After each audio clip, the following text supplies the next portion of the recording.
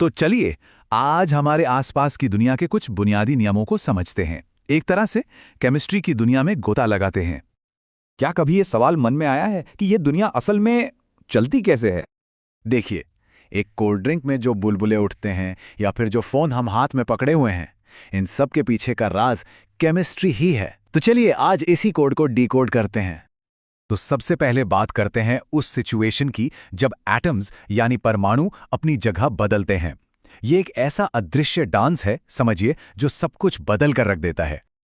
एक जलती हुई आग, एक जंग लगी कील और एक ताजा ताजा बेक हुई कुकी। सोचिए इन तीनों में कॉमन क्या हो सकता है? ये सब के सब असल में केमिकल रिएक्शंस हैं। मतलब एक ऐसा प्रोसेस जिसमें कुछ चीजें, जिन्हें हम रिएक्टेंट्स कहते हैं, मिलकर बिल्कुल नई चीजों में बदल जाती हैं और उन्हें हम प्रोडक्ट्स कहते हैं। और मजे की बात यह है कि नई चीजों के गुण भी एकदम नए होते हैं। अब ये जो केमिकल रिएक्शंस हैं, इनके मोटे तौर पर 4 मेन टाइप्स होते हैं। इसको एक डांस की तरह समझिए। पहला है कॉम्बिनेशन, मतलब दो मिलकर एक हो गए। दूसरा डिकॉम्पोजिशन, जहां एक टूटकर दो बन गया। तीसरा है डिस्प्लेसमेंट, जिसमें एक पार्टनर की अदला बदली होती है। और चौथा डबल डिस्प्लेसमेंट, मतलब पूरी तरह से अदला बदली हो गई। डिस्प्लेसमेंट का एक बहुत ही बढ़िया उदाहरण देखना है तो सोचिए, जब लोहे को कॉपर सल्फेट के नीले घोल में डाला जाता है तो क्या होता है? वो नीला घोल देखते देखते हरा हो जाता है। ऐसा इसलिए होता है क्योंकि लोहा कॉपर की जगह ले लेता है। एकदम आंखों के सामने होने वाला पार्टनर स्वैप। चलिए अब एक और खास तरह के रिएक्शन की बात करते हैं, रेडॉक्स रिएक्शन। इसमें होता क्या है कि एक चीज अपने इलेक्ट्रॉन्स खो देती है, जिसे हम ऑक्सीडेशन कहते हैं, और ठीक उसी समय कोई दूसरी चीज उन इलेक्ट्रॉन्स को हासिल कर लेती है, जिसे रिडक्शन कहते हैं। और ये दोनों प्रोसेस हमेशा साथ साथ ही होते हैं। और पता है, ये ऑक्सीडेशन हमारे चारों तरफ हर वक्त हो रहा है। जब धातुओं का धीरे धीरे ऑक्सीडेशन होता है तो उसे कहते हैं संक्षारण या कोरोजन, जैसे लोहे पर जंग लगना। और जब खाने में मौजूद फैट्स और ऑयल्स का ऑक्सीडेशन होता है तो उसे कहते हैं विकृत गंधिता या रैंसिडिटी। जैसे पुराने चिप्स से जो अजीब सी गंध आती है ना, वही प्रोसेस एक ही है, बस असर अलग अलग है। चलिए अब आगे बढ़ते हैं और बात करते हैं एसिड बेस स्पेक्ट्रम की, यानी पेट में बनने वाले एसिड से लेकर हमारे साबुन तक।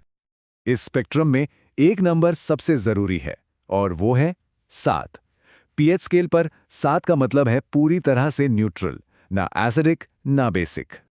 अब अगर पीएच 7 से कम है तो वो चीज एसिडिक है, जैसे नींबू का रस खट्टा होता है ना। और अगर पीएच 7 से ज्यादा है तो वो बेसिक या अल्कलाइन है, जैसे साबुन, जो स्वाद में कड़वा और छूने में चिकना होता है। इनकी एक और पहचान है, एसिड नीले लिटमस पेपर को लाल कर देते हैं और बेस लाल लिटमस को नीला। और ये केमिस्ट्री कहीं दूर नहीं, हमारे घरों में ही है। बेकिंग सोडा को ही ले लीजिए, पकौड़ों को कुरकुरा बनाता है। वॉशिंग सोडा हार्ड पानी को सॉफ्ट बना देता है। ब्लीचिंग पाउडर पीने के पानी को साफ करता है। और प्लास्टर ऑफ पेरिस, वो तो टूटी हुई हड्डियों को जोड़ने के काम आता है।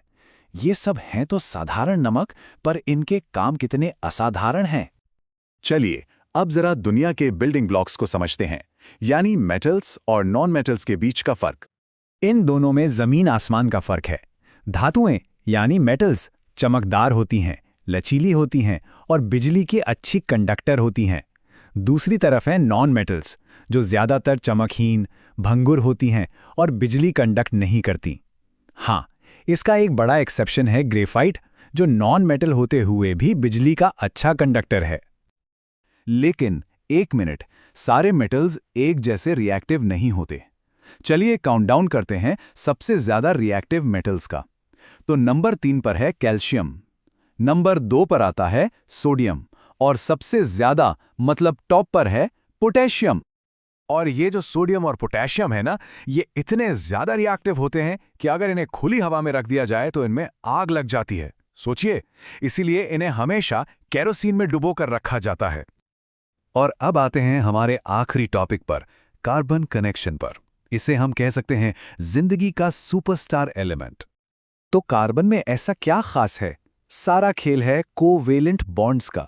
देखिए, दूसरे एलिमेंट्स की तरह इलेक्ट्रॉन देने या लेने के बजाय कार्बन एटम्स उन्हें शेयर करते हैं, मतलब साझा करते हैं। और इसी शेयरिंग से बनते हैं जबरदस्त, मजबूत और स्टेबल बॉन्ड्स। इसी शेयरिंग की आदत की वजह से कार्बन के पास 2 सुपर पावर्स हैं। पहली है कैटेनेशन, मतलब कार्बन खुद के ही एटम्स के साथ जुड़कर लंबी लंबी चेन्स और रिंग्स बना सकता है। और दूसरी सुपर पावर है टेट्रावैलेंसी, यानी ये एक साथ 4 दूसरे एटम्स के साथ मजबूत बॉन्ड बना सकता है। ये सब बातें हमें एक बहुत ही आम सवाल पर ले आती हैं। कभी ध्यान दिया है कि हार्ड वाटर या खारे पानी में साबुन काम करना क्यों बंद कर देता है? झाग ही नहीं बनता। इसका जवाब छिपा है साबुन और डिटर्जेंट के फर्क में। असल में साबुन हार्ड वाटर में झाग बनाने के बजाय एक चिपचिपी मैल या स्कम बना देता है।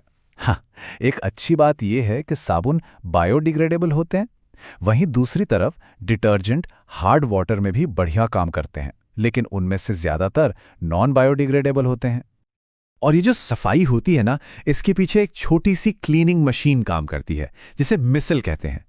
होता यह है कि साबुन के मॉलिक्यूल्स एक गोला बना लेते हैं।